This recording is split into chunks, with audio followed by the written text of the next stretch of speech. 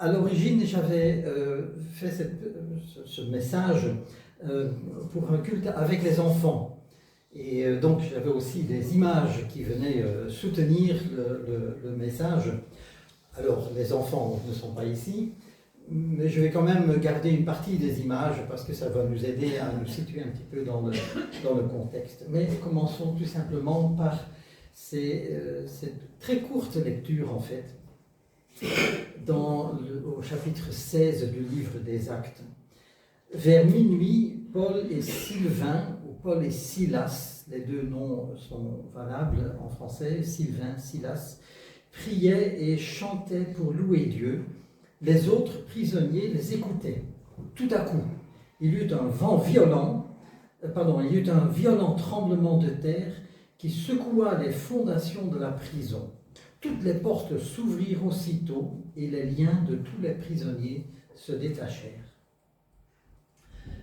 En deuxième lecture, un verset du Deutéronome 31.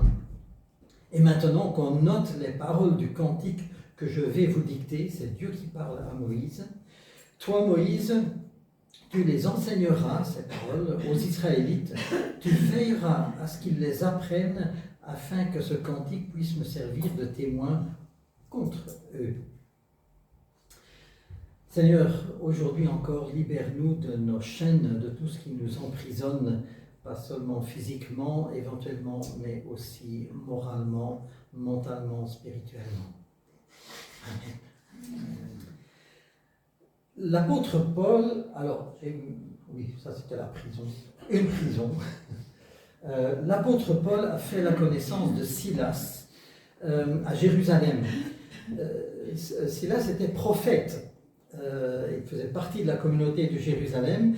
Et donc Paul et Silas et d'autres ont voyagé de Jérusalem vers Antioche. Donc vous voyez Jérusalem là, un petit peu plus bas, vers Antioche à mi-chemin sur l'écran, pour aller annoncer à l'église d'Antioche que voilà, les païens qui se convertissaient à Christ n'avaient pas besoin de suivre toutes les règles du judaïsme. Mais il y avait quand même une question de respect de certaines choses. De diverses manières, l'Esprit de Dieu guide Paul et Silas à entreprendre un deuxième voyage missionnaire. Sur cette carte-ci, il y a le premier voyage missionnaire, mais ils vont entreprendre un deuxième qui va les mener bien plus au nord pour eux. Pour nous, c'est au sud, en ce que nous appelons aujourd'hui la Grèce, la Macédonie. Vous voyez la flèche rouge qui pointe vers la ville de Philippe. En Belgique aussi, on connaît Philippeville, n'est-ce pas? Donc voilà, là c'est Philippe en Macédoine. Là, ils vont faire la connaissance d'un groupe de femmes conduit par une commerçante aisée, vendeuse de pourpre, qui se convertit, Lydie. Elle se fait baptiser, donc entendre le message, elle avait le cœur ouvert et elle va se faire baptiser, ainsi que sa famille et ses suivantes, son personnel. Des réunions régulières s'organisent. Mais les déplacements des deux évangélistes, le Nouveau Testament n'utilise pas ce terme-là à cet endroit-là, mais on peut bien les qualifier d'évangélistes. Ce sont des porteurs de la bonne nouvelle de Jésus-Christ. Et leurs déplacements sont perturbés par une jeune servante, une esclave, agitée par un esprit de divination. Honnêtement, c'était un phénomène assez fréquent à l'époque. Cette jeune femme les suivait jour après jour en criant qu'ils sont des serviteurs du Dieu Très-Haut qui viennent annoncer comment être sauvés. Ah, c'est une bonne nouvelle, non? Oui. Information juste, mais pas de la bonne source ni de la bonne manière. Un jour, Paul, excédé, se retourne et au nom de Jésus-Christ, je suis obligé de me retourner pour regarder, oui, c'est là, voilà, se retourne et au nom de Jésus-Christ ordonne à l'esprit de sortir de cette femme. L'effet est immédiat et cette femme est délivrée. De nouveau, bonne nouvelle, dirions-nous. Oui, mais ça déclenche une réaction en chaîne. Les propriétaires, puisque c'est une esclave en fait, sont furieux parce que les prophéties de la jeune servante leur rapportaient beaucoup d'argent. Ils traînent Paul et Silas devant les magistrats pour les faire sanctionner Mais cette procédure se passe en public, pas dans un tribunal à l'intérieur, c'est sur la place publique. Et cela tourne à l'émeute. Les gens prennent parti pour les propriétaires contre ces étrangers qui sont venus les perturber dans leurs habitudes. Les magistrats paniquent et tentent de calmer le jeu en faisant bastonner des coups de bâton, peut-être des fouets, des bâtons, en tout cas le terme utilisé c'est les bâtons, bastonner les deux hommes et ensuite ils les font jeter en prison, sans qu'il y ait eu de procès. On présente ceci comme un possible endroit qui aurait été cette prison à Philippe, mais bon, ça on n'est quand même pas certain. Mais ça devait ressembler à cela. Et donc c'est là que les deux hommes, sérieusement battus, n'est-ce pas, avec des coups de bâton, c'est une épreuve pour le corps, mais aussi mentalement, psychiquement, parce que tout votre corps réagit contre ce qui se passe. C'est là que, vers minuit, eh bien, Paul et Sylvain, ah oui, ils ont les pieds entravés dans des blocs de ce genre-là, n'est-ce pas, et vers minuit, Paul et Sylvain priaient et chantaient pour louer Dieu. Et les autres prisonniers les écoutaient. On peut se demander ce qui se passait. On ne sait pas dans quelle langue ils se sont exprimés, n'est-ce pas? Est-ce que était-ce en araméen? Est-ce qu'ils chantaient des psaumes en hébreu? Ça, c'est plus douteux. Mais Paul aussi parlait le grec, c'était très courant, peut-être du latin. C'est ainsi perdre son latin de toute façon. Et donc les autres, quelles sont les langues qu'ils comprennent, on ne sait pas. Mais en tout cas, ils les écoutaient. Et tout à coup, il y eut un violent tremblement de terre qui secoua les fondations de la prison. Toutes les portes s'ouvrirent aussitôt et les liens de tous les prisonniers se détachèrent. Alors la suite est tout aussi impressionnante. Le gardien-chef de la prison, alors je regarde un peu ici. Oui, le gardien-chef de la prison accourt, il est complètement paniqué parce qu'il sait que si des prisonniers s'échappent, la sanction à son égard pourrait être qu'il doive lui-même subir les sanctions qu'auraient subies les prisonniers. Ce qui implique des tortures, des bastonnades, des flagellations et une mise à mort sûrement horrible. Alors, autant en finir directement et se mettre à mort lui-même. Mais au dernier moment, Paul lui crie de n'en rien faire. « Nous sommes tous ici », crie-t-il. Et l'homme s'interrompt et demande tout de même, au vu de la situation, « Que dois-je faire, messieurs, pour être sauvé ?» Et la réponse de Paul, c'est la phrase la plus courte, la plus simple et la plus complète en un sens pour dire l'Évangile. Crois au Seigneur Jésus et tu seras sauvé, toi et ta maison, ta famille avec toi. C'est in nuce, c'est vraiment le cœur de l'Évangile, mais ça demande un petit peu des explications. Ils vont y passer toute la nuit.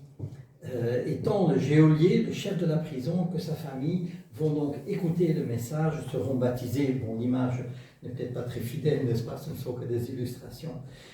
Le lendemain, les magistrats viendront présenter des excuses parce qu'ils n'ont même pas prêté attention au fait que Paul et Silas étaient citoyens romains et qu'on n'avait pas le droit de les flageller, de les battre, de les emprisonner de cette façon-là. Et puis Paul et Silas vont retrouver Lydie et la communauté naissante, ils les encouragent, les exhortent et poursuivent leur route parce que les responsables de la ville préfèrent qu'ils s'en aillent pour éviter d'autres ennuis. Alors, tout ça, c'est le chapitre 16 du livre des Actes. Donc, quelque chose de merveilleux, cette rencontre avec Lydie et les conversions. Puis ça se termine par la conversion du geôlier, quelque chose de merveilleux à nouveau, l'évangile progresse, et puis au milieu, il y a le pivot, c'est l'épreuve, la lourde épreuve.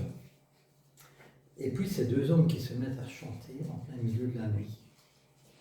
Normalement, ce n'est pas le moment, n'est-ce pas? Et avouons-le, dans la nuit noire d'une prison sans éclairage, c'est un petit détail que le récit précise, car quand le geôlier, le gardien-chef arrive, il demande qu'on lui apporte de la lumière, donc on sait qu'il faisait noir.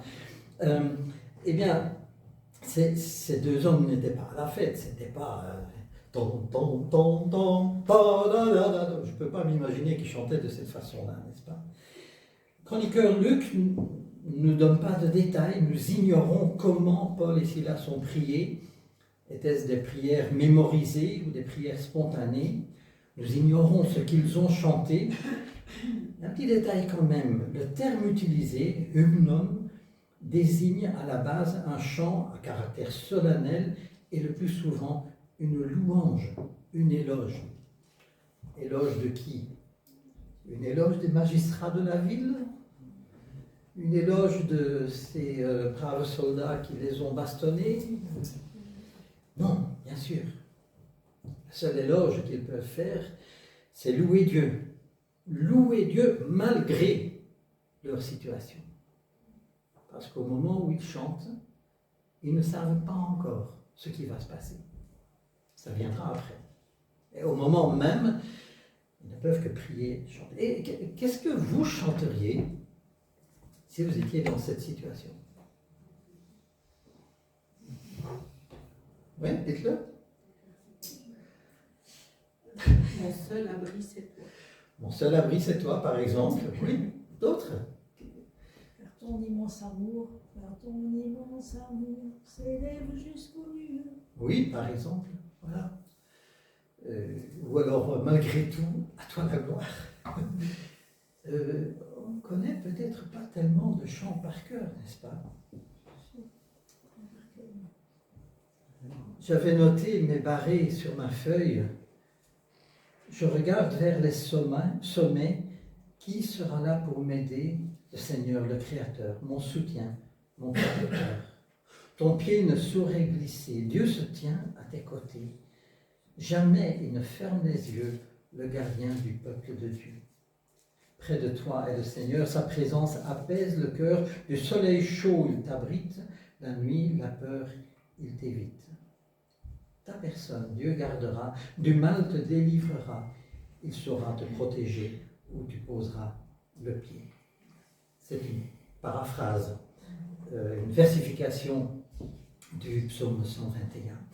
Ils chantent donc, ils prient, et les prisonniers les entendent, les écoutent, comprenant ce qu'ils comprennent ou s'interrogeant.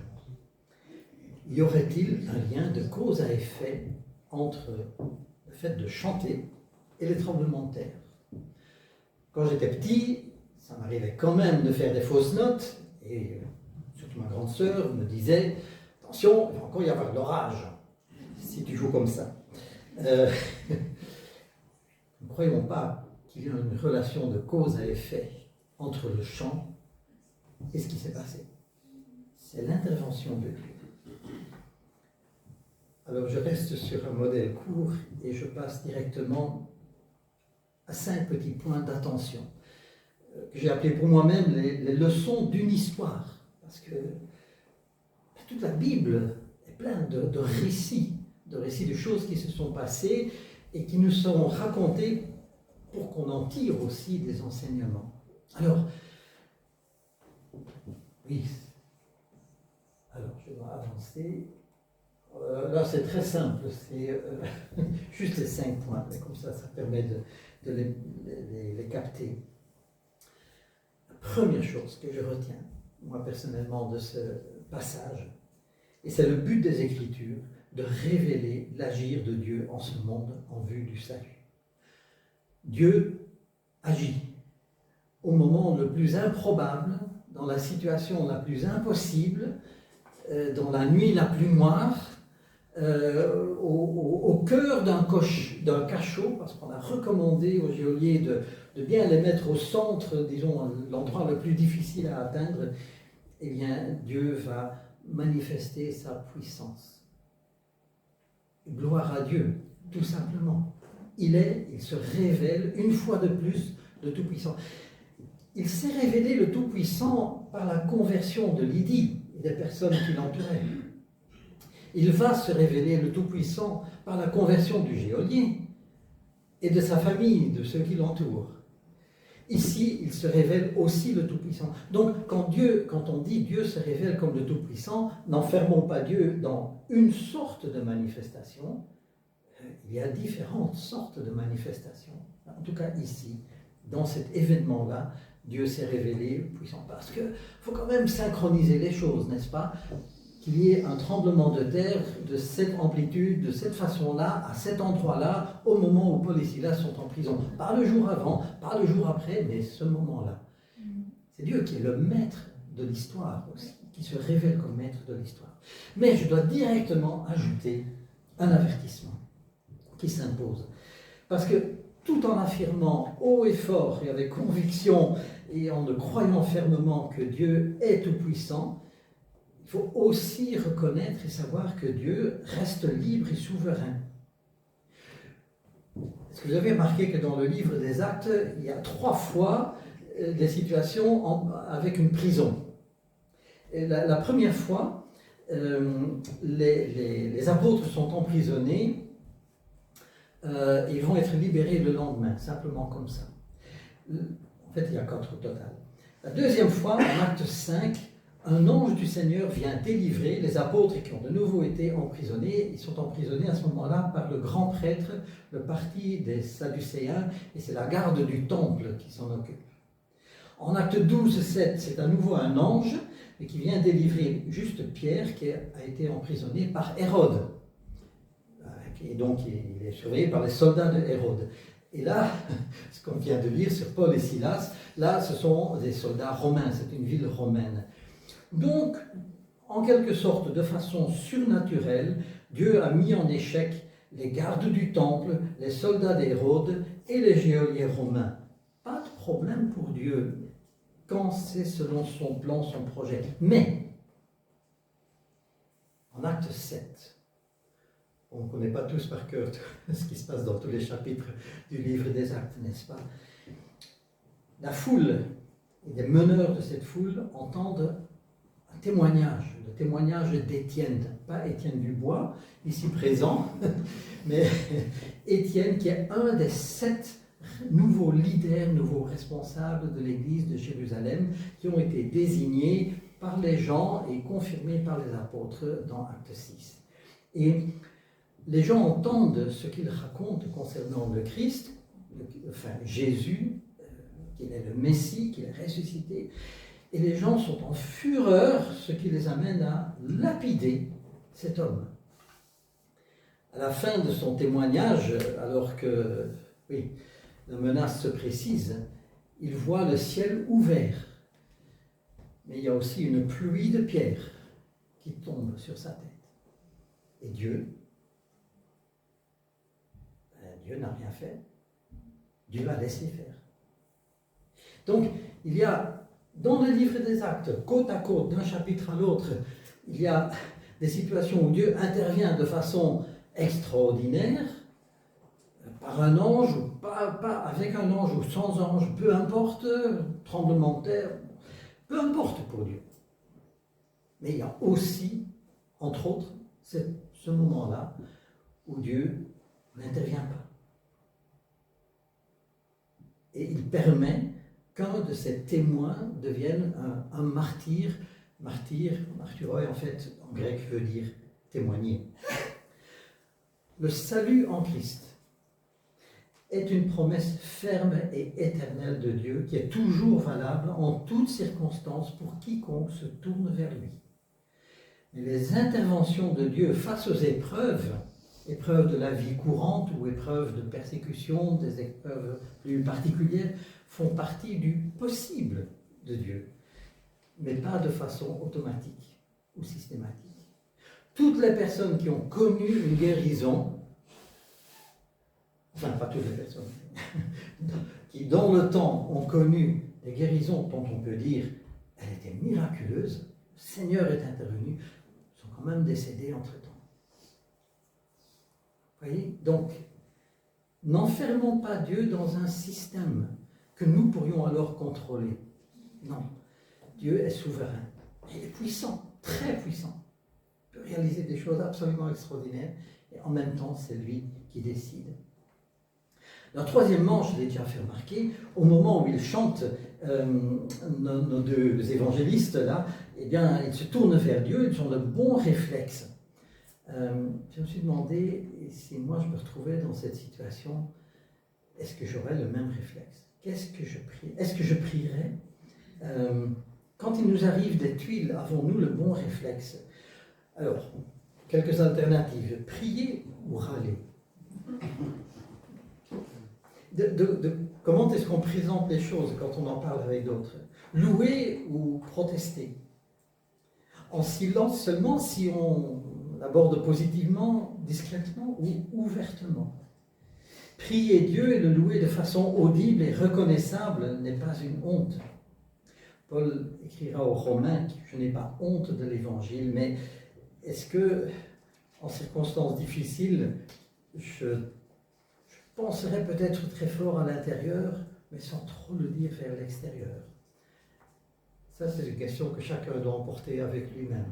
Seigneur, en pareilles circonstances ou en circonstances plus ou moins semblables, comment est-ce que je réagirais? Est-ce que je serai ton témoin malgré tout? Et puis, ah oui, j'oublie probablement, ah non, quand même. En fait, nous vivons ici en Occident. Bon, merci pour les informations de Porte Ouverte qui nous rappellent que nous sommes privilégiés en vivant ici. Nous sommes privilégiés à beaucoup d'égards, sur le plan économique, bien sûr, sur le plan démocratique aussi, et sur le plan de la liberté religieuse. Même si il y a quand même parfois des petits accrochages auxquels il faudrait prêter attention.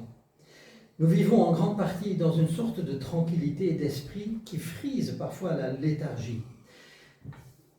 J'ai essayé de penser à un exemple, un seul exemple, et ce sera celui de la Pologne. En 1938, que craignaient les Polonais? L'Allemagne. Ils voyaient bien ce qui se passait à leurs frontières, ils savaient que l'Allemagne avait des visées sur une partie de leur territoire, donc ils redoutaient cette puissance, ils redoutaient la guerre, et c'est très normal. À ce moment-là, il n'y a personne en Pologne qui se dit « Attention, tu sais, la persécution des chrétiens, c'est pour bientôt. » 10 ans plus tard, le régime communiste serre la vis, emprisonne évêques, prêtres, ferme les séminaires. Bon, c'est un pays catholique. C'est quand même une persécution du christianisme. Les protestants, c'était encore pire, n'est-ce pas? Donc, en 10 ans, ça a changé. Non. Je pourrais énumérer 10 exemples où, en fait, on ne s'attend pas à ce que la situation change. Et en quelques années, ça peut changer. Vous savez qu'il y a beaucoup de Juifs qui ont combattu pour la révolution russe. Parce qu'ils espéraient, voilà, c'était une révolution sociale par rapport à la situation de misère que connaissaient beaucoup trop de gens là-bas et d'injustice. Eh bien, les persécutions se sont abattues sur la communauté juive très rapidement après la Première Guerre mondiale, etc., etc. Qui peut prédire quand et comment les guerres éclatent? Qui peut prédire quand et comment les persécutions s'abattent sur les croyants et de quelle façon? On a toujours tendance à s'installer un petit peu dans le confort qu'on connaît. Alors, je voudrais partager encore brièvement le message d'un pasteur presbytérien, donc réformé, américain, missionnaire en Turquie pendant une vingtaine d'années. Et puis en 2016, il est soudainement emprisonné, accusé de terrorisme et d'espionnage. Il risque 35 ans de prison. Il ne comprend pas du tout ce qui lui arrive. Et bien sûr, au début, il dit dans son témoignage qu'au début, il s'attend à ce que voilà, ça soit vite réglé. Et lors d'un entretien avec Porte Ouverte, voilà, on se retrouve, il dit ceci. Mes 2 années de prison ont été marquées par ce que j'appellerais le silence de Dieu, et par l'absence totale de son contact. Mon expérience passée avec lui ayant été très riche, la perte de cette intimité a érigé une barrière autour de mon cœur, une blessure profonde. J'étais le seul chrétien en prison. Je me sentais donc très seul, isolé dans ma foi. J'ai tellement prié pour la paix, je ne la ressentais guère.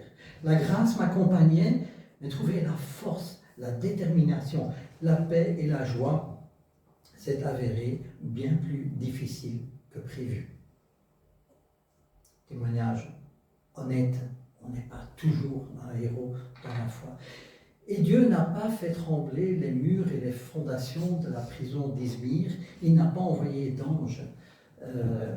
Bon, après, il y a eu des négociations au plus haut niveau politique pour faire sortir cet homme de prison. Sa conclusion maintenant, ce qu'il enseigne maintenant, c'est ce que j'ai marqué là, c'est son slogan, « Be prepared ». Soyez prêts. Ne dites pas, mais non, ça ne va jamais arriver, peut-être ailleurs, mais pas chez nous. Vous ne savez pas. Nous ne savons pas. Dans 10 ans, dans 20 ans, pour la jeune génération, nous ne savons pas. Alors, sommes-nous prêts? Le pasteur Richard Wurmbrand, alors là, je ne sais pas si vous voyez un peu son visage, peut-être que certains ont entendu parler de lui. Il a été emprisonné pendant de longues années dans les prisons roumaines, aussi à l'époque communiste, Ceausescu.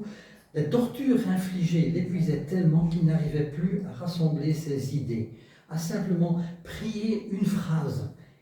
Il n'y arrivait plus. À la longue, tout ce qu'il arrivait encore à prier, c'était le Notre Père. Et puis, comme il subissait encore toujours plus d'exactions et d'épuisement, il n'arrivait pas plus loin que de juste dire Notre Père. Et il n'arrivait plus à même dire, penser le reste. Mais il lui restait au moins ça. Je me rappelle quand j'ai rencontré, donc entendu raconter ce témoignage, il avait enlevé ses chaussures, il s'est prié les gens de l'excuser, qu'il enlevait ses chaussures parce qu'il avait été tellement tapé sur les pieds, la plante des pieds, c'était un endroit quand même très sensible, que bon, pour marcher dans la rue, il mettait les chaussures, mais en fait ça lui faisait mal, il supportait plus. Et donc dans la prison, Notre Père, puis il n'arrivait pas plus loin. Est-ce que nos enfants connaissent le Notre Père? Est-ce que, à part le Notre Père, ils connaissent encore une autre prière, quelques versets d'un psaume, psaume 121 par exemple, psaume 23 peut-être? Sommes-nous prêts? Avons-nous des ressources dans ce domaine? Soyez prêts, dit le pasteur Brunson. Ne pensez pas que ça n'arrivera jamais. Et puis même si ça n'arrive pas de notre vivant sous cette forme-là, l'Église ne doit pas seulement penser au hic et nunc, à ici et maintenant, mais penser aussi à ce qui vient après. Et puis mon 5e point, alors là, je l'aurais écrit autrement si j'avais d'abord été ici. Parce que je sens bien que dans l'église ici, je vous ai entendu chanter. Merci Christine de nous avoir conduits aussi dans un va-et-vient entre cantiques et passages bibliques. On avait déjà une abondante nourriture dès le début de ce culte. Donc ce que j'ai écrit ici n'était pas destiné spécifiquement à Wavre, mais c'est une réflexion générale par rapport à ce que je constate dans beaucoup d'églises. Il y a cette grande mode des chants de louange et d'adoration qu'on peut trouver sur YouTube en abondance, n'est-ce pas? Et qui a tendance à occuper tout notre horizon de cantiques. Mais bon nombre de ces chants sont trop compliqués pour chanter sans accompagnement. Il y a de ces chants, oui, vous pouvez les écouter. On peut même les chanter avec le support d'un karaoké, mais les chanter si vous êtes tout seul quelque part, largué en pleine nature, ou dans une prison, ou je sais pas, enfin, circonstances d'isolement, vous ne pouvez pas. C'est pas chantable de cette façon-là. Il demande trop de soutien instrumental. Et honnêtement, bon, j'ai une image un petit peu méchante là. J'espère qu'on me On dit parfois que la culture, c'est comme la confiture. Moins on en a, plus on l'étale. N'est-ce pas? Ça, vous connaissez. Bien, mais certains chants de louange me font penser à la même image. Un contenu bien maigre qu'il faut alors étaler à longueur de notes et de répétitions. Vous voyez un petit peu ce que ça peut représenter? Le chant, à ce moment-là, prend sens non pas par les paroles, qui sont donc très très réduites, mais par le nombre de fois qu'on les répète. En tout cas, ça mérite réflexion, n'est-ce pas? Quand Dieu ordonne à Moïse, bon, là aussi je condense, mais donc en Deutéronome 31, Dieu ordonne à Moïse d'écrire un chant qui doit, pour ainsi dire, résumer l'alliance entre Dieu et le peuple d'Israël. Et le contenu en est extrêmement dense. Il ne s'agit pas de se lober dans une belle atmosphère musicale, mais d'inculquer, le mot est fort, il s'agit d'inculquer, d'imprimer les paroles du chant de telle manière qu'il responsabilise le peuple. Le fait de chanter sert à projeter des paroles, à soutenir la parole, à la mémoriser, à mieux l'absorber, l'intégrer, se l'approprier, et même, de la part de Dieu, sert à témoigner, éventuellement contre, s'il y a un écart entre ce qu'on chante et ce qu'on vit, entre ce qu'on proclame et ce qu'on vit concrètement en tant que croyant, en tant qu'Église, en tant que personne.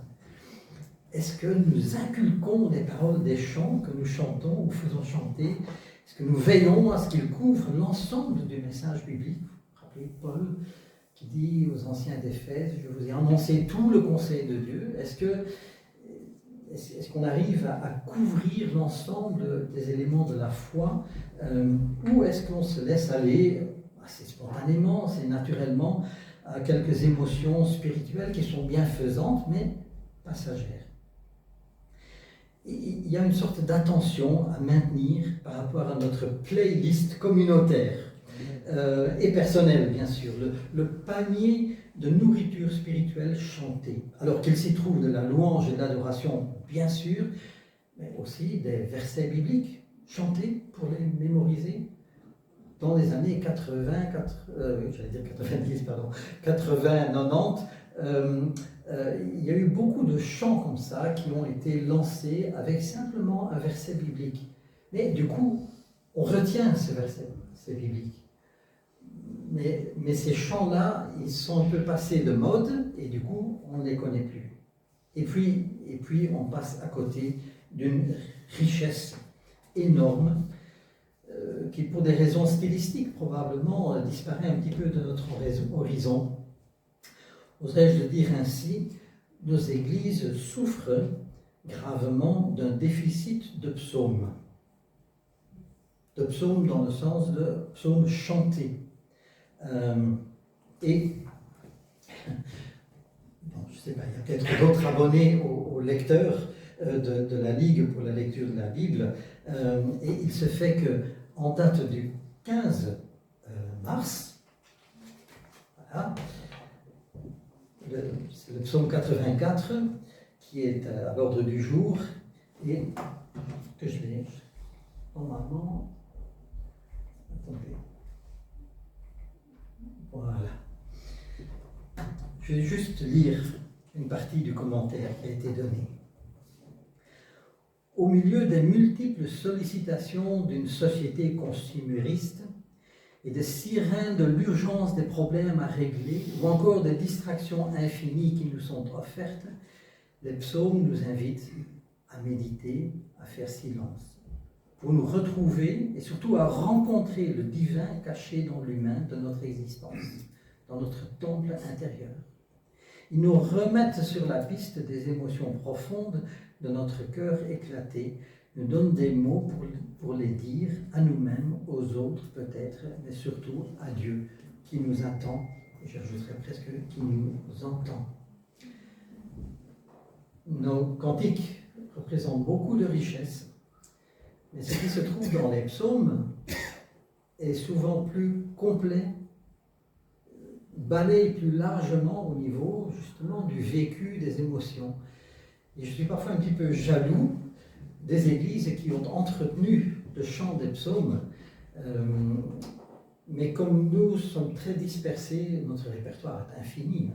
Avec Internet, vous savez que sur, je ne sais plus sur laquelle des plateformes, j'avais demandé combien de numéros avez-vous. Ils m'ont répondu 9000.